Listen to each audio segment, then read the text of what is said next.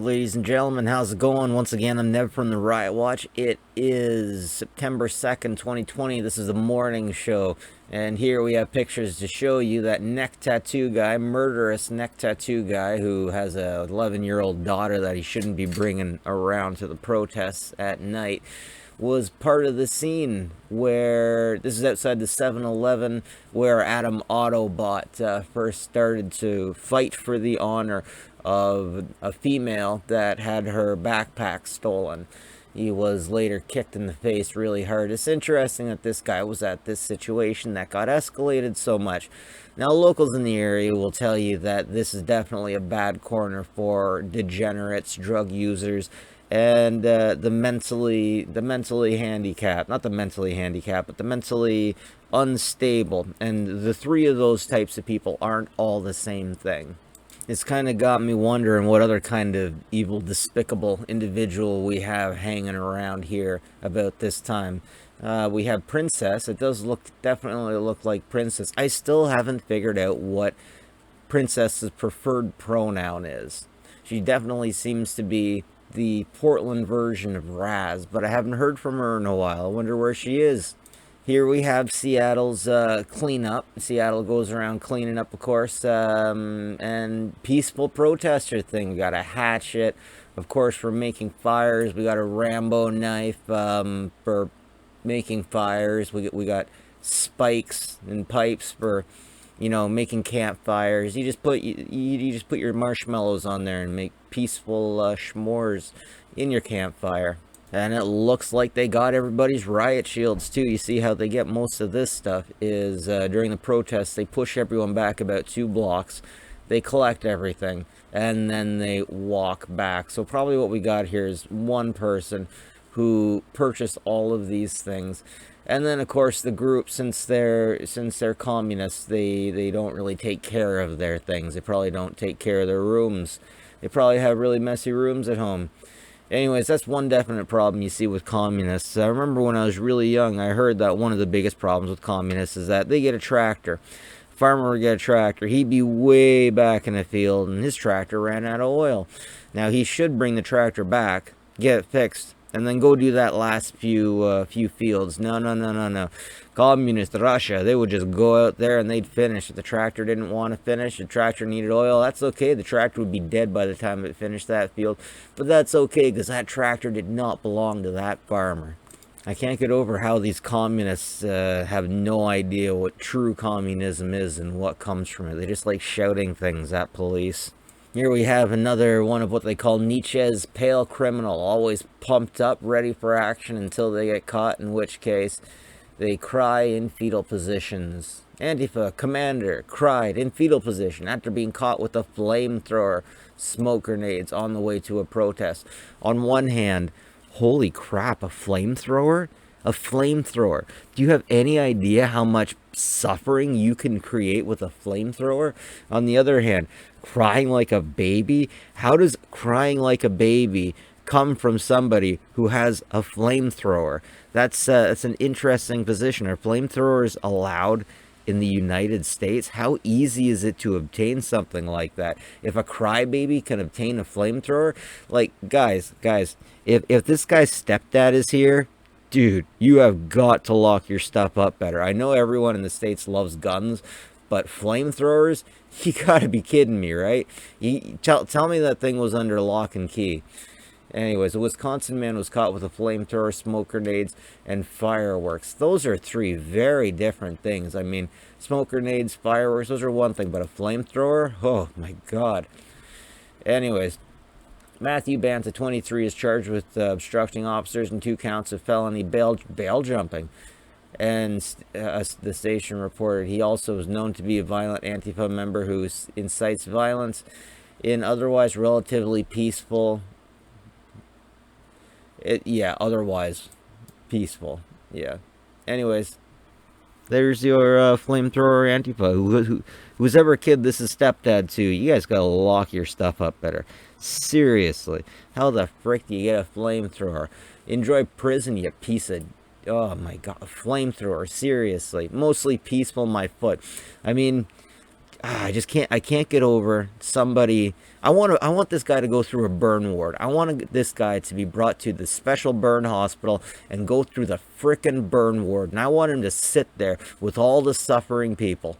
Because, man, a burn is a particular, I'm just going to move on. I can't even. Here we have another fight outside of that 7-Eleven in Portland that Adam Autobot saved the honor of that woman. I can't remember her name at all. But yeah, his truck was right about here. But here we have totally reasonable people figuring out a proper way to deal with their issues. Honestly, I'm kind of surprised that this guy has the American flag around him. And I'm kind of surprised that, wait, is that security? Is that security?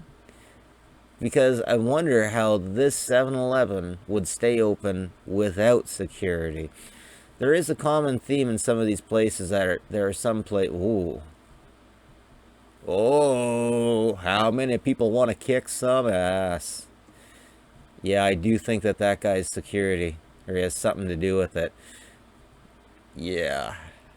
Yeah. Anyways, in each one of these areas, there seems to be one corner store that the protesters like to support. Man, don't mess with 7-Eleven, y'all. Kitty Shackelford picks up mostly peaceful protests, throwing Molotovs of peace and happiness.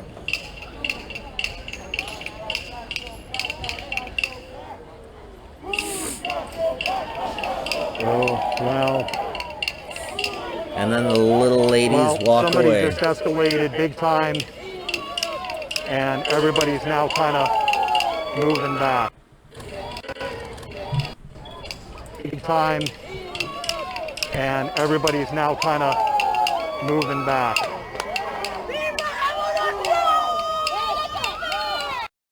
At least they're targeting a police building. I'm kind of curious where the cops are. Are they inside? I really hope that someone gets like arrested for this. And I really hope that someone goes to prison for this and does not get released.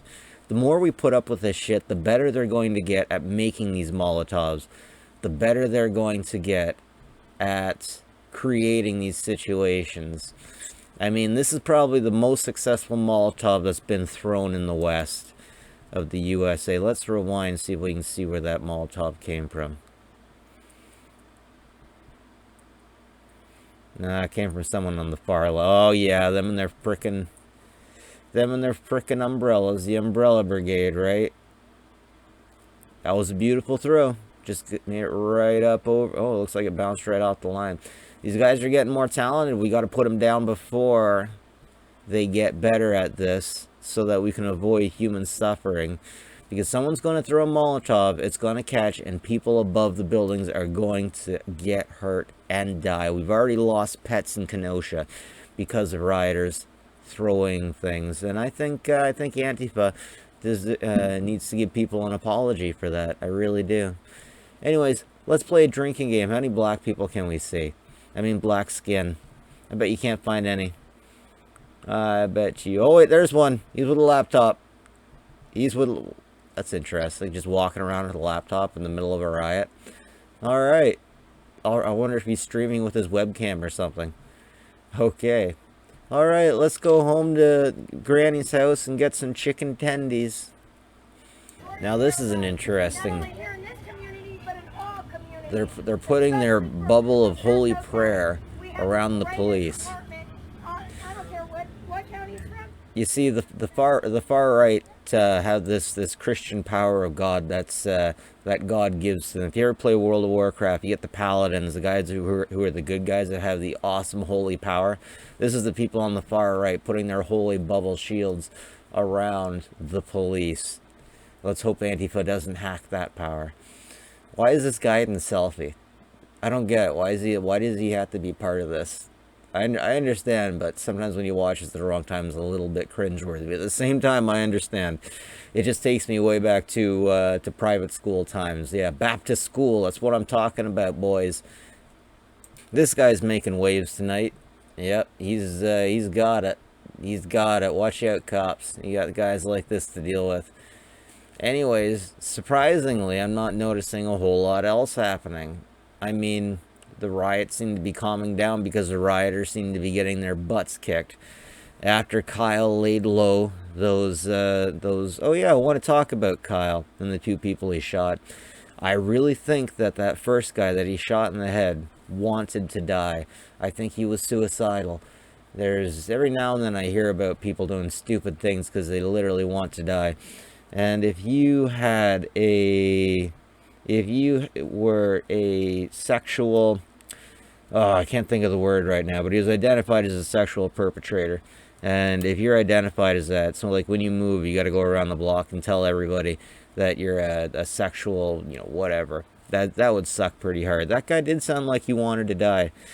And maybe Kyle gave him exactly what he wanted. Still, once again, folks, from Nev's Tech Bits, I want to advocate for peace. I want to advocate for understanding. We need to come to the middle and negotiate. The police need to start arresting, and the DA needs to start pursuing charges for idiots with molotovs. For people that have no respect for human life, we need to deal with these folks, whether they're on the left or the right. We got this ongoing narrative that if you're on the left, then you're perfect because you're just not on the right, because Nazis are on the right, and Nazis are bad, and we need to be the opposite of Nazis.